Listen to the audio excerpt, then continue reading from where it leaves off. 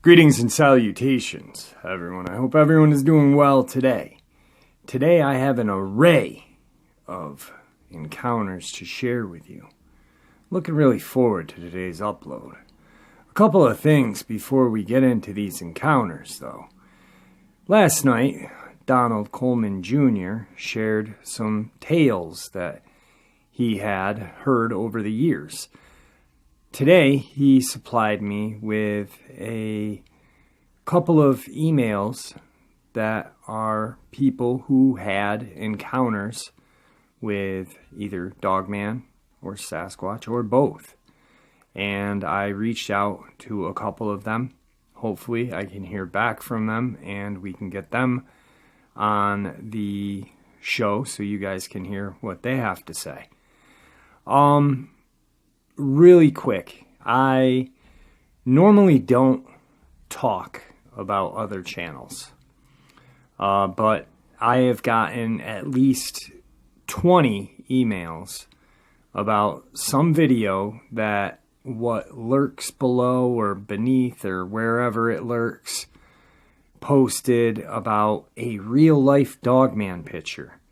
Now, if you look in the comment section, 10 minutes after that video was made, I posted that is a artist's rendition of a Dogman, and that artist's name is Ellie Morgan from Deviant Art.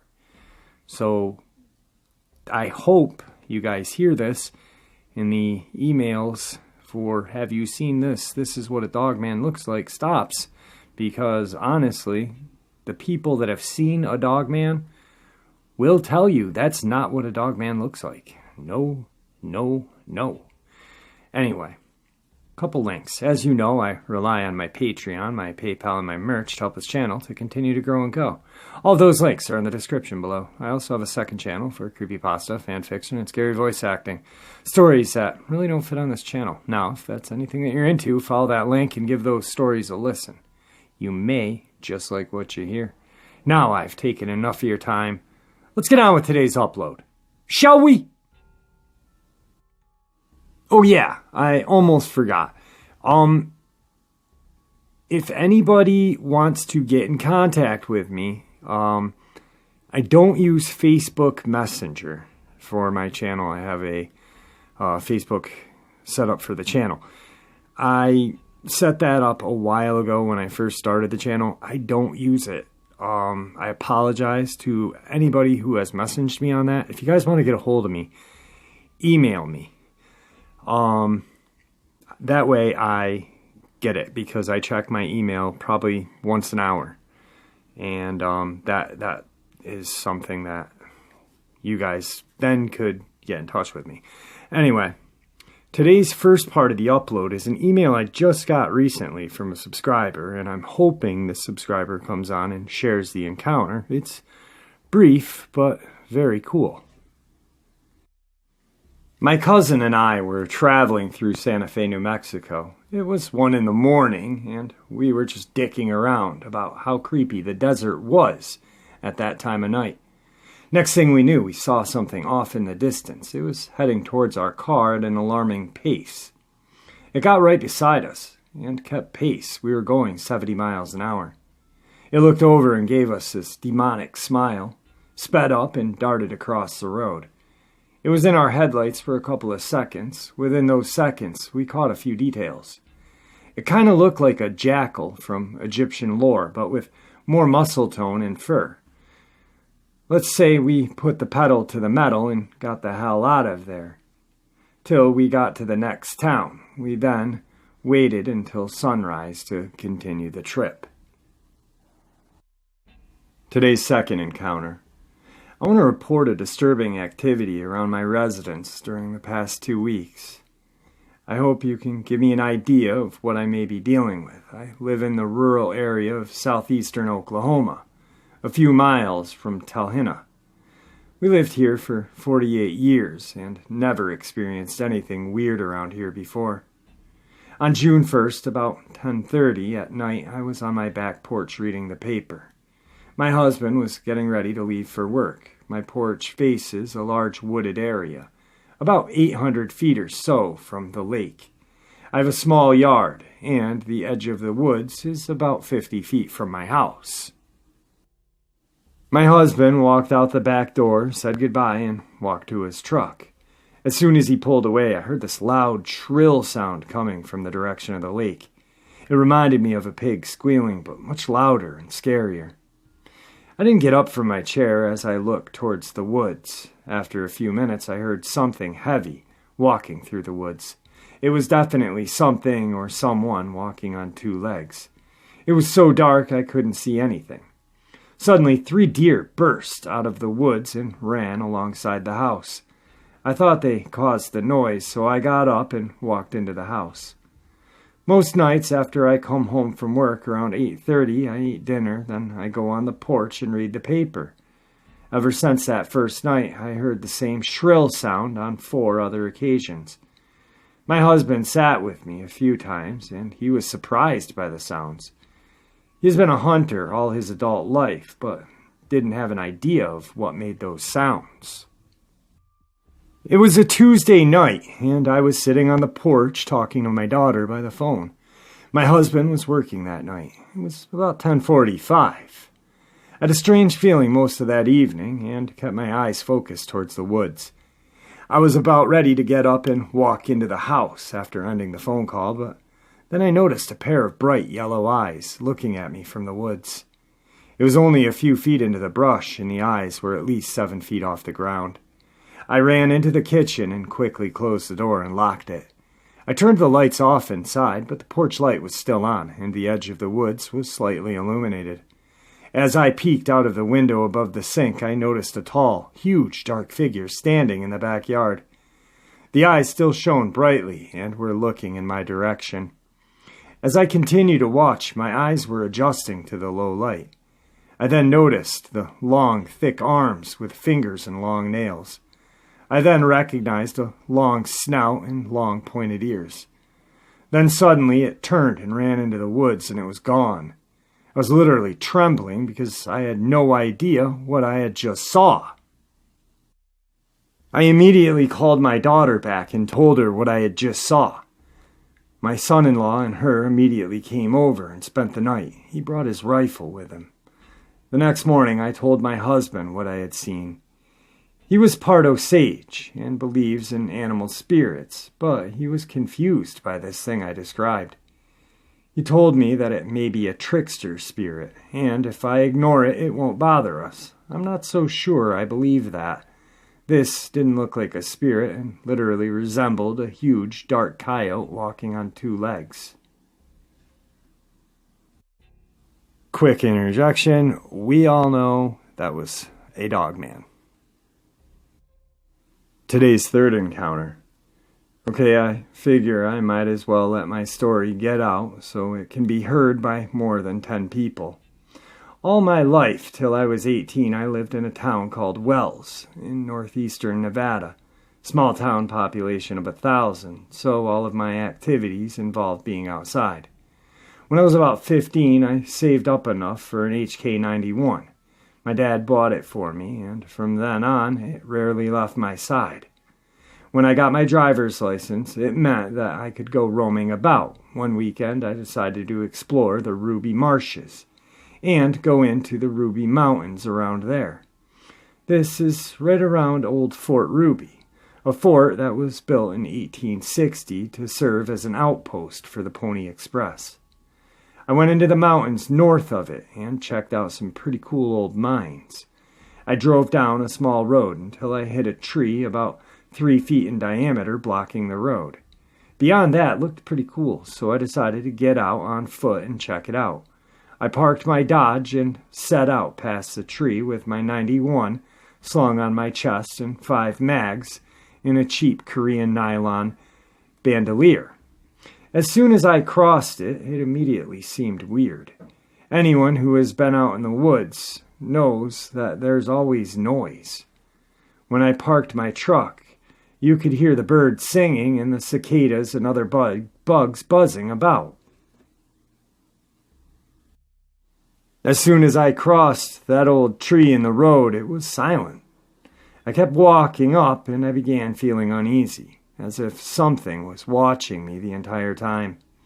On the way up, I noticed most of the pines on the hill were broken off about 10 feet up or so, and many of the limestone rocks had chunks missing, like someone had punched a hole in sheetrock. It made it to this little cabin out there, and it was pretty fucked up. Huge holes in the exterior walls knocked down. Even for its age, it was a little too fucked up. I kept going up the ridge to find a shaft, and it was intact. Right above it, there was 4 huge piles of rocks, making a rectangle. When I passed the pile of rocks, the wind kicked up, and it got downright cold. I felt like I was being watched, so I decided I'm going to leave. The feeling didn't go away the whole walk back to my truck. Once I got back on the road, I kept hearing something following me on the ridgeline. When I moved, it moved. I stopped, it stopped. I thought it might have been my imagination until I heard a rock slide down from the ridge. As I rounded the bend, I heard steps on the ridge pick up, and I decided this is time to shoot. Whatever it was had dashed between the cedars to a pine standing all by itself. I dumped all 20 rounds from my 91 into that tree. Anyone who has shot an animal knows the difference between the thump of wood and the thwack of an animal. I heard 5 or so thwacks at the end, followed by a blood-curdling yell. I dumped the empty mag on the ground and slapped a new one in and ran. I felt like the whole forest was coming down on me. I saw things moving in my peripheral vision through the trees. I tried to jump across the tree that was blocking the road and ate shit.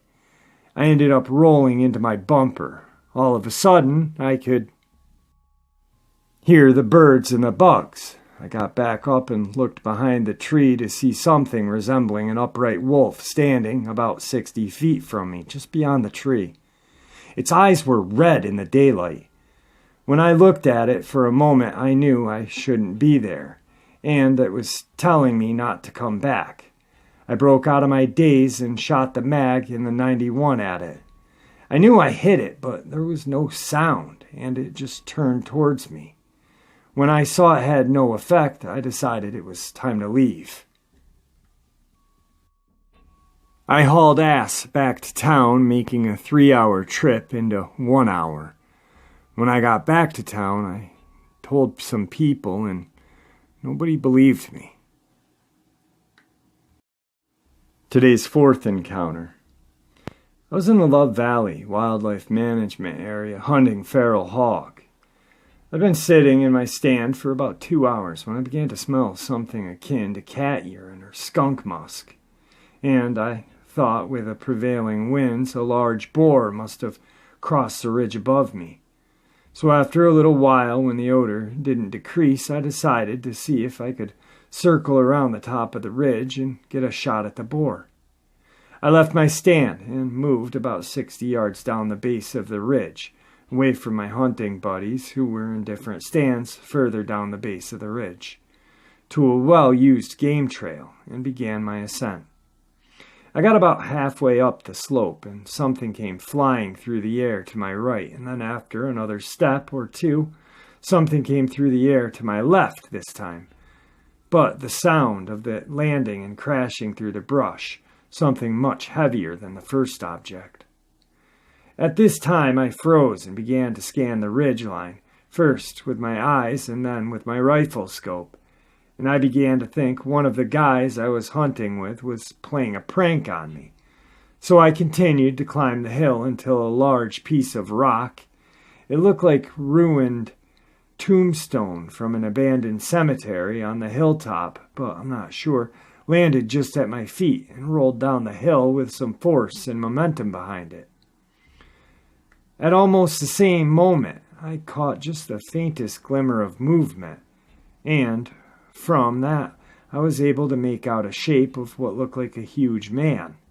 I'm 6'2", 260, but this thing was at least 9 to 10 feet tall, and 3 or 4 times as broad as I am. I slowly brought up my rifle and scope up to get a better look at it. Most of it was covered by brush and undergrowth, but its head down to its upper chest was visible. It had a shaggy coat, and the breeze did a fair job of breaking up its silhouette. That was dark-colored, even with the aid of my scope.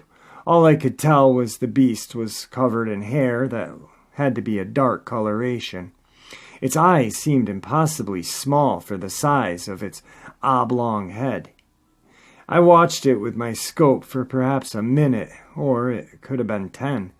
I honestly couldn't tell you, as I was not sure whether to be fascinated or terrified from its size and mass. I wasn't sure that my .30-06 I had in my hand was sufficient, and maybe I needed to be terrified. After a period of time, I took one slow step back and then another. After about my third slow step back down the hill, the beast slowly turned, as if to disregard me and my rifle, and walked away in the other direction.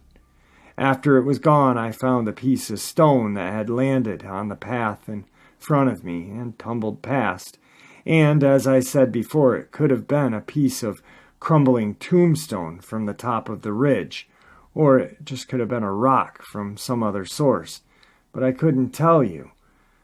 I couldn't have thrown it, at least not as far as that with the same force that rock had been thrown. I would have estimated it had to weigh 45 to 55 pounds. After that, I proceeded to go back down the base of the ridge to where both my friends were still sitting in their stands. One about 80 yards down from where I sat up, and the other was about 90 yards from the first.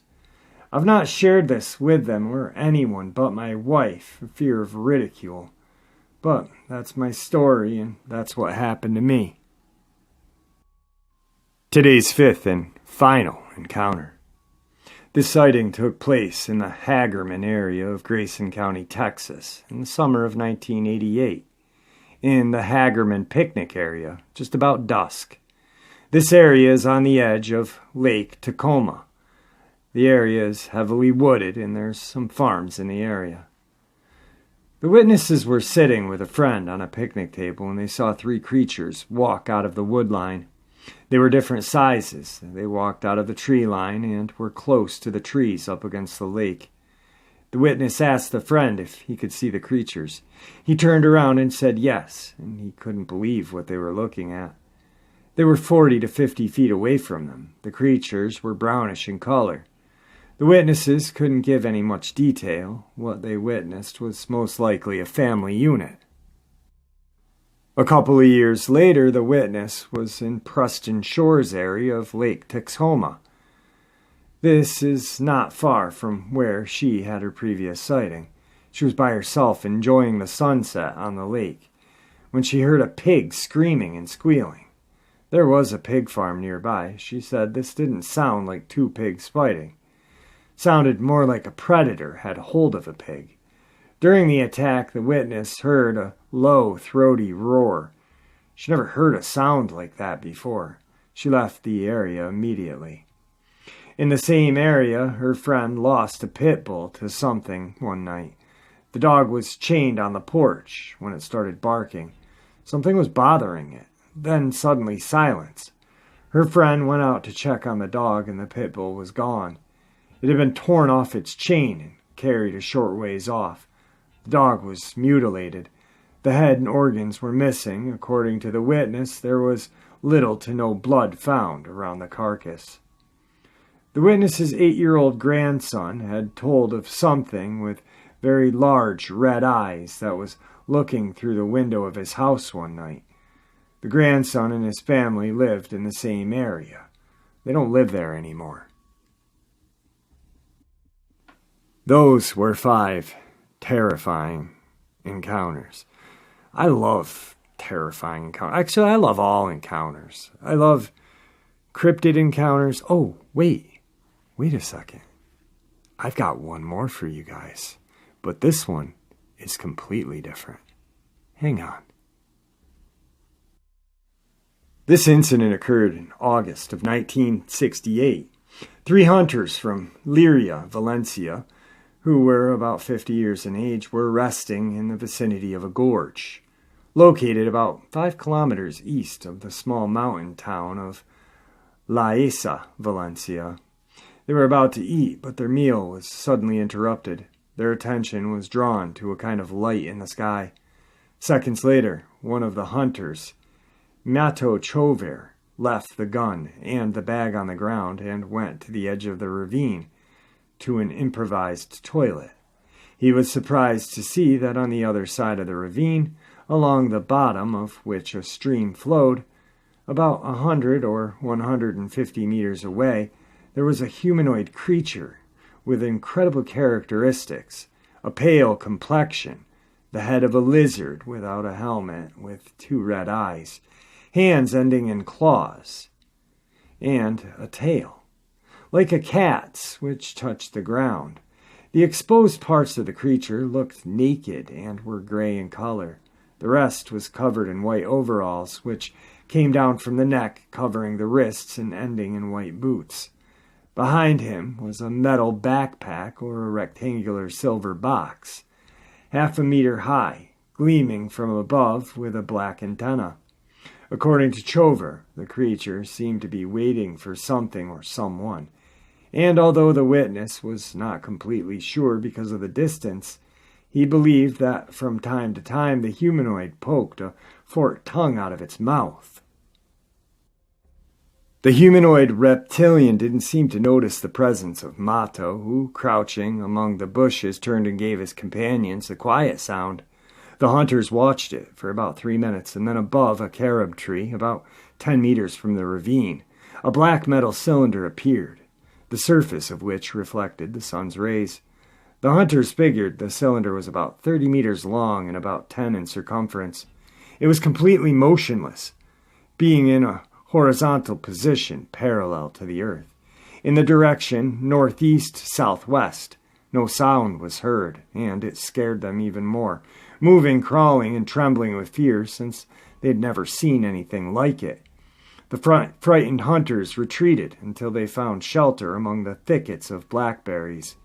And Chover ultimately even lost his hunting hat, so they were lying in the blackberry bush, drenched in a cold sweat for a long time, when they heard a loud noise coming from the ravine, similar to the sound of spinning gears or a working mechanism, which immediately stopped. Again, for a moment, some kind of light in the sky blinded them. In the end, they cautiously escaped from cover, making sure that both the UFO and the mysterious humanoid disappeared. Having calmed down a little, they quenched their thirst with water from the flask, crossed the ravine, and, holding ready loaded guns, began to explore the land around the carob tree, whose tall branches and leaves looked like burned and smelled like sulfur, an element that very often accompanies the appearance of the classic UFO. The ground was dry. The hunters found several even prints of shoes on the smooth sole, without heels, dents, or any other marks. Looking at the tracks and comparing them with the tracks of their hunting boots, the Spaniards calculated that the humanoid should have weighed at least 150 kilograms. Compared to the size of the tree, the humanoid was supposed to be 220 centimeters or taller, since he almost touched the lower branches with his head. On their way home, they met the Civil Guard patrol and told him what had happened. But he wasn't surprised. Arriving home, the witnesses said they had saw something not from this world to their relatives and close friends. But this event never spread widely, since the witnesses preferred to keep quiet. Little is known about this interesting contact with the humanoid reptilian. The witnesses paid particular attention to the details of the spacesuit and the grayish tint of its skin. Very quickly, so you guys don't have to do the math, 150 kilograms is about 330 pounds. And the 220 centimeters means this cryptid or alien, was about 7 feet 2 inches. Very interesting thing I'd like to point out. I was talking to a friend earlier today, and he mentioned something about these reptilians that we're seeing or are seen. Maybe they could be the aliens that landed millions of years ago, lost their tail, because there's some that have tails, some that don't, some that wear suits, some that don't. Also, we were talking about the Mothman. Now, supposedly in the UFO community, the Dracos are a flying reptilian creature. Could that be the Mothman? Who knows? I don't. I hope you guys enjoyed these encounters, and I really did. I wanted to include this one because it was just cool. I really liked it, and I hope you guys did as well. Anyway, with that, I got some emails to make and some interviews to set up. With that, I want to bid you farewell and have a great evening, guys.